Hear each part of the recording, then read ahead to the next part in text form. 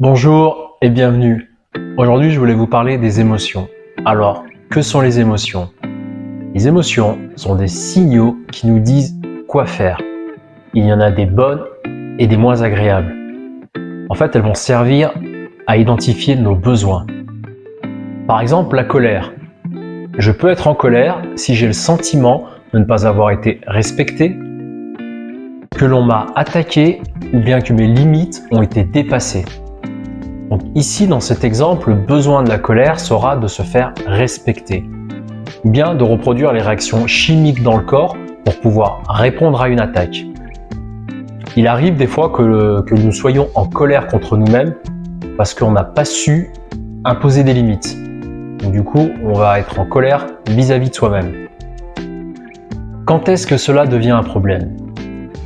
Eh bien, cela devient un problème lorsque nous nions l'émotion. Ne pleure pas, ne sois pas triste. Dans ce cas-là, nous allons déstabiliser notre système interne qui va produire du stress. Si ce stress se reproduit de façon répétée, eh bien nous allons détraquer notre organisme et là, nous sommes submergés par l'émotion. 3 astuces pour être en accord avec ces émotions.